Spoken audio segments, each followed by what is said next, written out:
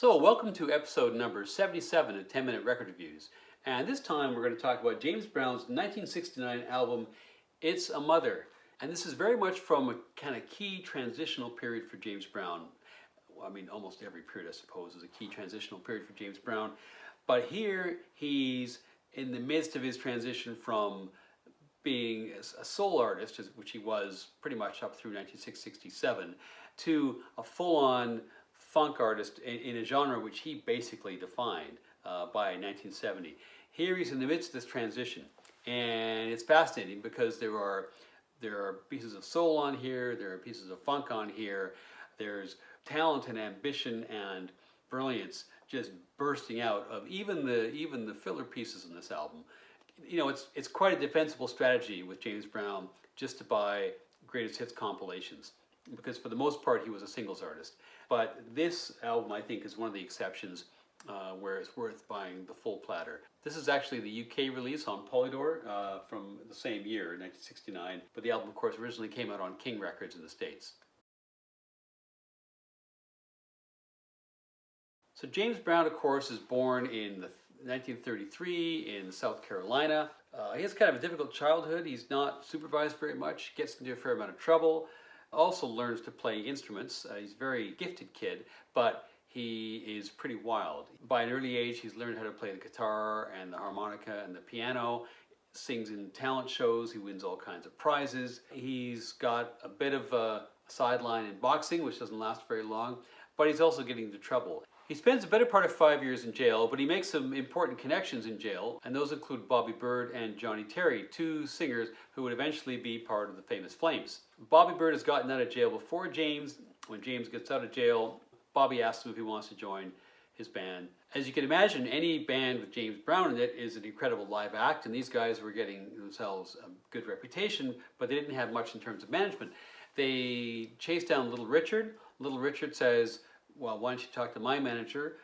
Little Richard's manager, a guy called Brantley, signs them, gets them to record demos. Eventually they get signed to King Records, and they release a song called Please, Please, Please, which was based on notes that Little Richard had written down in a cocktail napkin, and it sells 1 million and goes to #1. It's a huge success.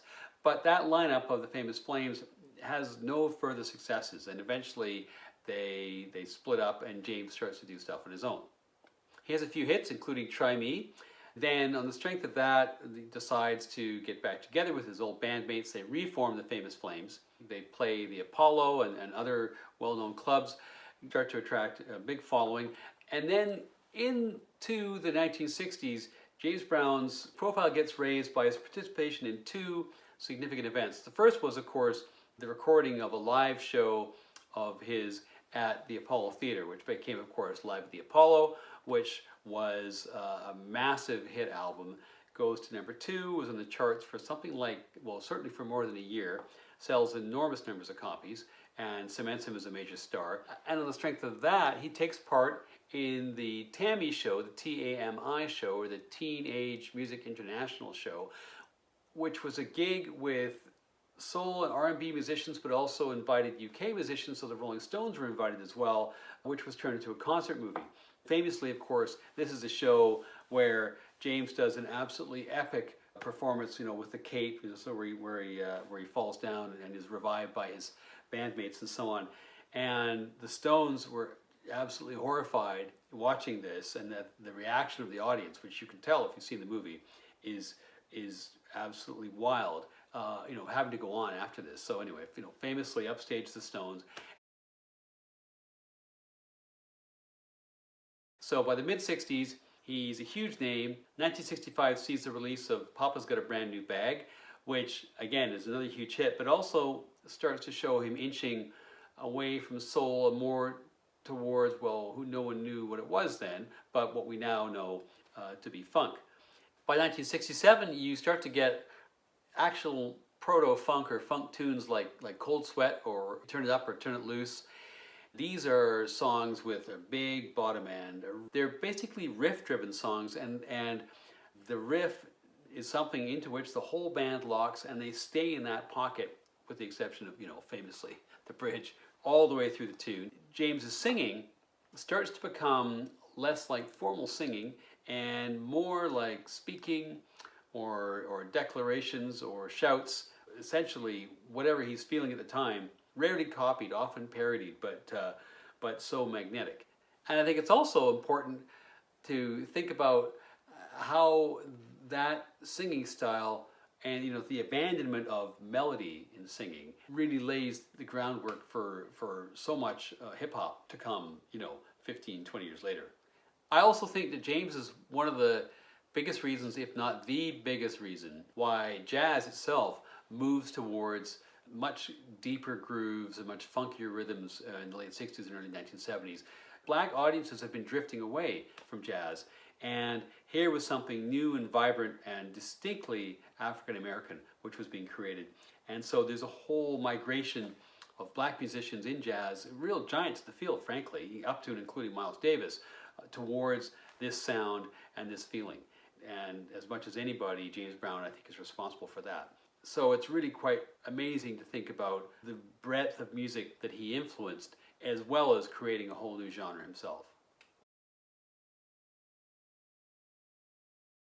As I mentioned, James is not normally considered to be an album artist. He put out something like 70-odd records in his life, like LPs, most of which have one decent tune maybe. Then the quality really starts to fall off.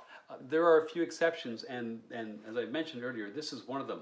He's in such a rich vein of form at this point in '69 that almost anything he does, like a lot of artists, when they're just in that moment, almost anything they do is remarkable, and then you can't grasp that moment again later in your career. And he'd stay in this form all the way through till about 1972, when somewhat perversely he endorses Richard Nixon for re-election and suffers a huge fall in popularity as a consequence, which also, coincidentally or not, occurs at the same time that the quality of his songwriting and of his music production starts to tail off as well. He's one of the artists who really wasn't able to get on the disco train when it left in 1975, although you'd think there would be plenty of reason why he could have done, but he didn't. His flame was still to burn brighter here, but it wouldn't necessarily burn for many more years. This is a key moment, and this is one of the reasons why this is a great album. So it starts with not so much the title track, but the one which is mentioned on the front cover, which is Mother Popcorn, Part 1. Somewhat maddeningly, there's a Part 1 and Part 2, which are basically the same song, which clearly were two sides of a single, and naturally there's a fade out at the end of Part 1 and a fade in Part 2, but it's the same song. Why it wasn't possible just to include the whole 5-minute track as opposed to 2.5-minute tunes, which are faded out and in, it's not clear to me. That said, this is an amazing tune. It's one of my favorite James Brown tunes of all. It's got some wonderful, timeless lines. Gotta have a mother for me. It's got a wonderful bridge. It's got some wonderful playing by Maceo Parker on sax and some great shout outs to Maceo too. If anything, it's one of the key reasons to get this album is because the second part of Mother Popcorn, which would not typically be something you would have heard on any sort of singles compilation, contains the rest of Maceo's solo. Now, Part 1, as soon as he asks Maceo to come in and blow his horn, the song fades right out and Maceo starts playing. Side 2 is mostly composed of Maceo's solo, which is really superb. You then have Mashed Potato Popcorn, Part 1 and Part 2, so he's kind of obviously referencing a former hit of his, the mashed potato from the early 60s. And again, you've got the fade out and the fade in, which is a strange choice. But it's still a pretty good tune, I have to say, even if it is a bit of an echo of the first track and a little bit derivative. Then we have I'm Shook, great little funk tune, great driving rhythm. And then the side closes up with Popcorn with a Feeling, which is kind of a soul jazz. James, of course, was an organist as well as being proficient in other instruments. And this is kind of a soul jazz take on Mother Popcorn. Really a highlight of the album, and there's also a really nice piece of flute on here as well. I'm not sure exactly who plays that because it's not clear in the credits, but an excellent tune.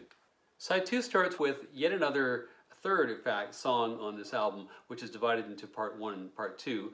This one's called The Little Groove Maker Me. This is a live recording.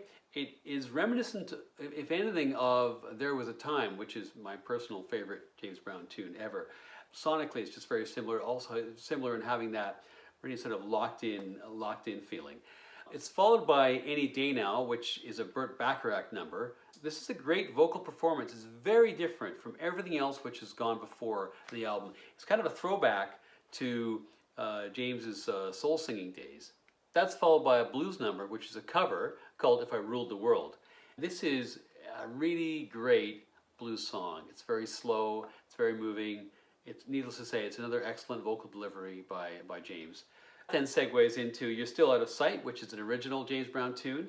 He sings, interestingly, in quite a deep register here. I don't think I'd heard him sing in this way on many other tracks. Great tune.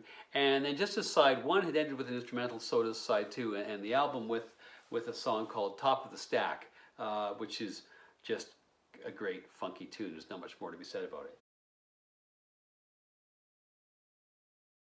So what can we say overall about It's a Mother? It has a great well-known song, but it also has enormous variety of other material. Some really excellent performances that in no way smack of filler. It feels more like a showcase of the different talents of the singer himself, of his varied tastes in different musical styles and his ability to reproduce those styles. Side one is good, but I would say side two for me was a real revelation, and this is, I have to say, one of his best albums. I'm hard pressed to give this less than 4.5 out of 5 stars.